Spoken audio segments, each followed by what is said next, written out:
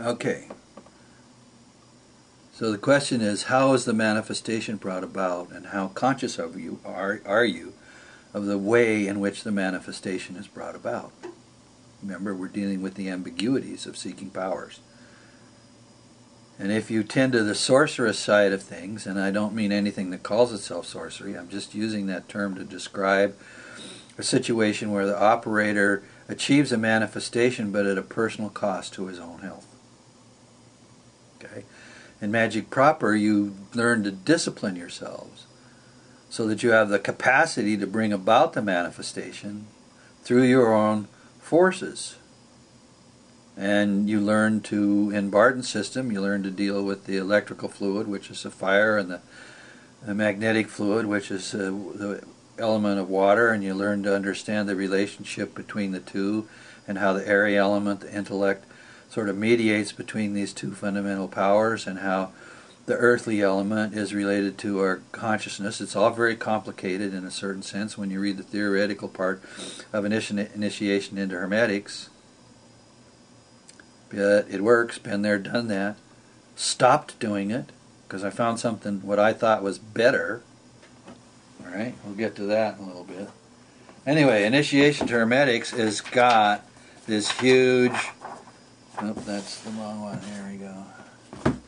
This huge, endless... Let's see. There's an index, and there's 10 steps, and each step has a magical mental training and a magical psychic training and a magical physical training. That is, you have to train your physical body as well as your psychic or astral body and your mental or spiritual body. You have to train it all. You have to train them together. You have to train them in sequence. But then you can do magic power, and you can achieve manifestations if that's what you want, without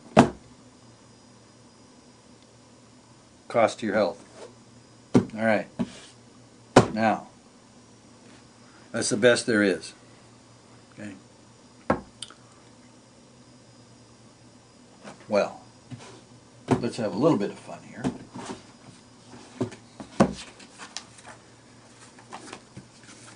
In the magic of evocation, there is, I don't know if I can do this with the camera.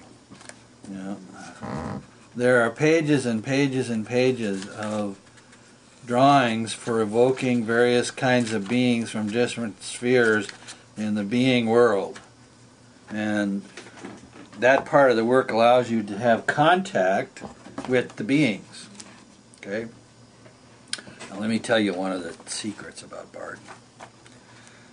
You know, people can read Bardon and they can get certain ideas and they can think, oh, there's no secrets. Well, the fact is, of course, there are all kinds of secrets, even in Bardon.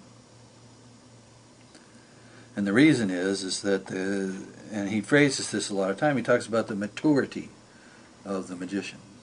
That's you. If you get into Bardon, you have to mature. The less mature you are, that means you'll only see certain things in what he writes. The more mature you are, you'll be able to pick out of the noise, as it were, which surrounds all this stuff, that can make it kind of very attractive, and find little pieces of gold that involve you in turning it into a system of meditation and contact with higher worlds.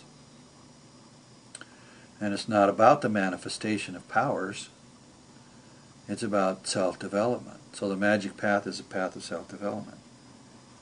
Okay. Now he has in the beginning of the evocation studies a long thing about the magic circle.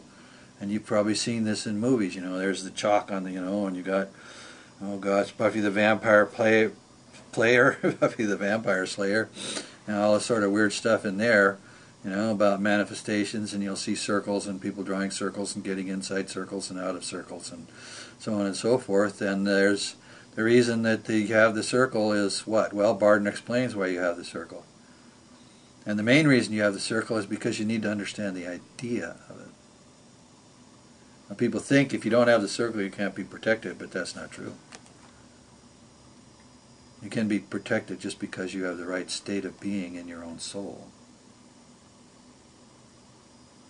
Okay? But here's one of the things in Bardon on page 27 on his book of evocation.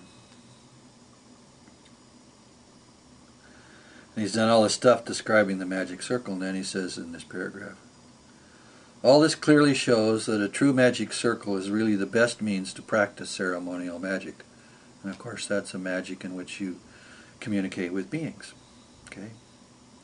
The magician will always find that the magic circle is, in every respect, the highest symbol in his hand.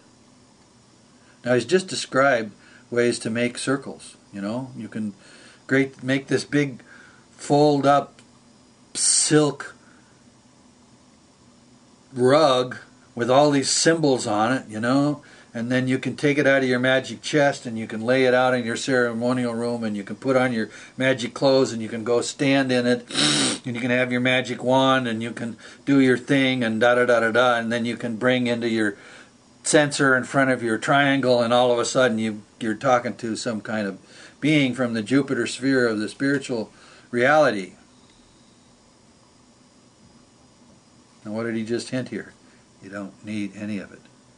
You ever see somebody meditating in the lotus position and they've got their fingers like this? That's the circle in your hand. You don't need all this stuff about ceremonial magic in order to bring about an evocation or contact with a being. In fact, if you want to do contacts with beings, I think I talked about Macoons. On becoming an alchemist, the beings are right there. It's a lot easier in a kind of way if you do certain kinds of things. And of course, when we get deeper into holy magic, you're going to understand that part of it. But again, we're dealing here with this spectrum of system. You have a rainbow of things within the field I call sorcery, where there's a cost to you. Then you have a rainbow of things which is in the field of what I call magic proper, and that's where you do a training and you develop the capacity to manifest out of your own powers and forces. And then there's holy magic. All right, now what's holy magic?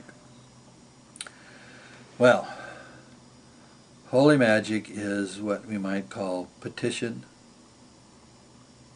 and grace. We ask for something. So, of course, in Wicca, when they sometimes practice holy magic, they're asking. But the question is, you know, how conscious of you, how awake you are to the contact with the higher being.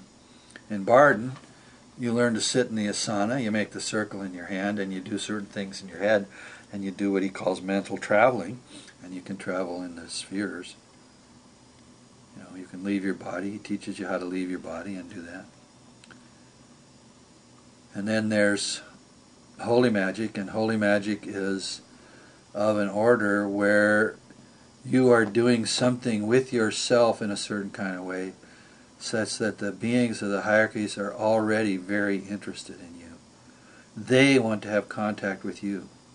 It's not about you seeking them to have contact with them, which is what happens in magic proper or sorceress practices. In holy magic, you have made yourself into a person of interest in a certain kind of sense. Now, everybody is a person of interest. Everybody can do holy magic.